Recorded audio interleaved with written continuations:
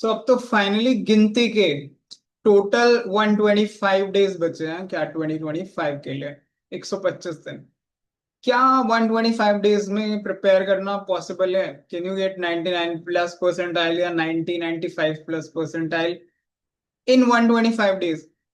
Honestly it's a difficult question to answer, थोड़ा difficult है। Because अगर आप अभी स्टार्ट करते हो तो आपको काफी चैलेंजेस आएंगे। अगर आपने प्रिपेयर कर रखा है, आपके थोड़े बहुत बेसिक्स भी क्लियर हैं, then it is very much possible. लेकिन अगर आप अभी से स्टार्ट करते हो तो आपको एफर्ट थोड़ा ज्यादा लगाना पड़ेगा, आपको सिंसियरली प्रिपेयर करना पड़ेगा।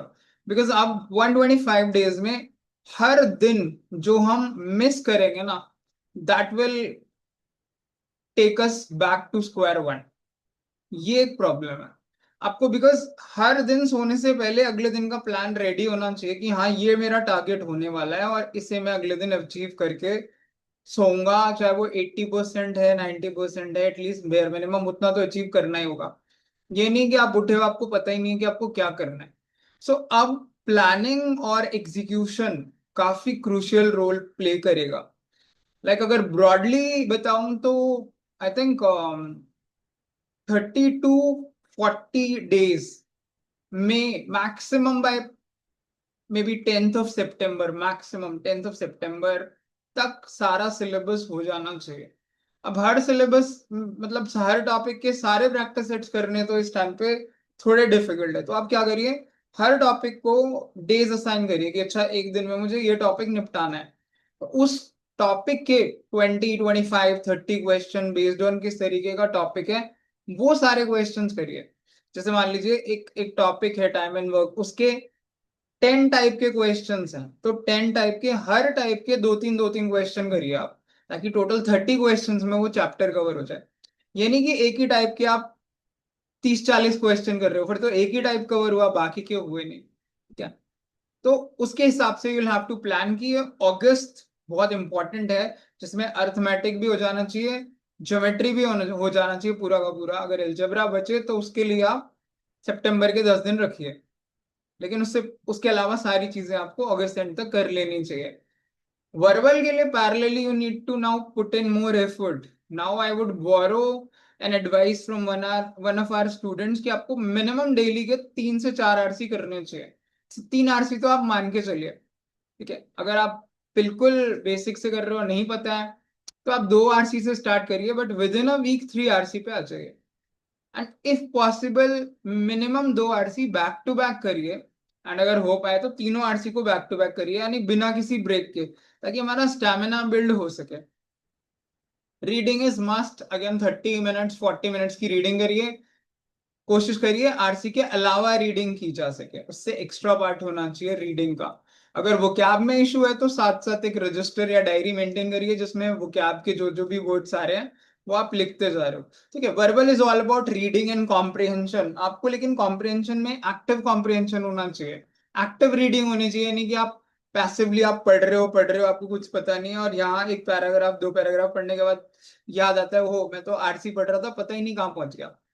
You need to make sure when you're reading a passage, talk to yourself, tell yourself, explain to yourself कि हाँ ये पैसेज ये कह रहा है, ताकि आप उसमें थोड़ा एनग्रॉस्ड रहो, आप थोड़ा एक्टिव रीडिंग कर सको।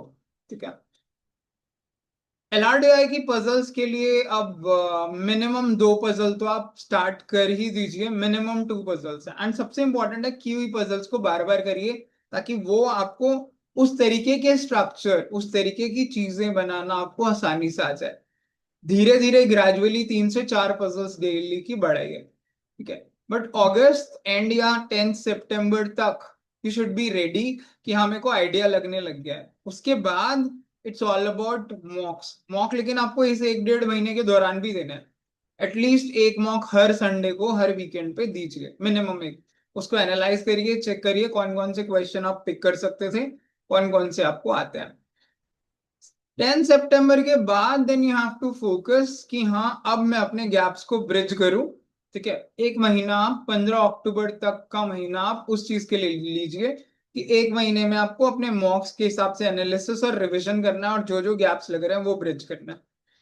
15 सितंबर से फिर 15 नवंबर तक 1 महीना और है, आप एक राउंड ऑफ रिवीजन और दीजिए। अब आप अपने स्ट्रॉन्ग एरियाज पे फोकस करिए, और जो आपको बहुत डिफिकल्ट लग रहा है उन टॉपिक्स को छोड़ दीजिए, जो लेस इंपॉर्टेंट है या बहुत डिफिकल्ट है उनको आप छोड़ दीजिए। लेकिन उस 1 महीने में आप अपने जो आपके स्ट्रॉन्ग चैप्टर्स हैं उनको बहुत अच्छे से रिवाइज करिए, ताकि उनके क्वेश्चंस करने में आपको कोई भी प्रॉब्लम ना आए, और वहां पे आपकी स्पीड भी इंक्रीज हो जाए। एंड इस बार फायदा है कि 30 नवंबर को, जो उसके बाद भी हमारे पास 2 वीक है, उस लास्ट के 14 डेज में आप मॉक्स के हिसाब से सारे मॉक के रिवीजन वो बीच में भी करना है, and 1 round of small revision आप फिर से दे सकते हो, क्विक रिवीजन लास्ट के 14 दिन में कर सकते हो, या मॉक्स पे 100% फोकस कर सकते हो लास्ट के 15-20 दिन में। So yes, it is possible but it is very difficult now, कि अगर आप अभी स्टार्ट करो और 99+ परसेंटाइल ले आओ या टॉप 10 कॉलेजेस में पहुंच जाओ, पॉसिबल तो है लेकिन थोड़ा मुश्किल है। और जो डिसिप्लिन लोग नहीं है उनके लिए तो काफी मुश्किल है। अगर आप डिसिप्लिन हो, अगर आपको पता है कि नहीं मुझे डेली के 4-5 घंटे लगाने ही है, 5 आवर्स ऑन एन एवरेज, तो आप निकाल लोगे, तो आप बहुत अच्छी परसेंटाइल ला सकते हो। एक आधा और दिन अगर आपने ऑफ ले भी लिया, दिवाली है, रक्षाबंधन है, या बीच में कुछ है, देन दैट इज फाइन। लेकिन कोशिश करिए कि आप एक भी दिन आपका वेस्ट ना हो, हर दिन आपका प्रोडक्टिव होना चाहिए। चलो 100% टारगेट ना सही, 80% टारगेट तो जरूर मीट करना चाहिए। ठीक है, तो अब लग जाइए जी जान से, शांति से, फोकस्ड होके, बाकी चीजों को साइड में रखिए, और 125 डेज के लिए let's prepare for the CAT seriously.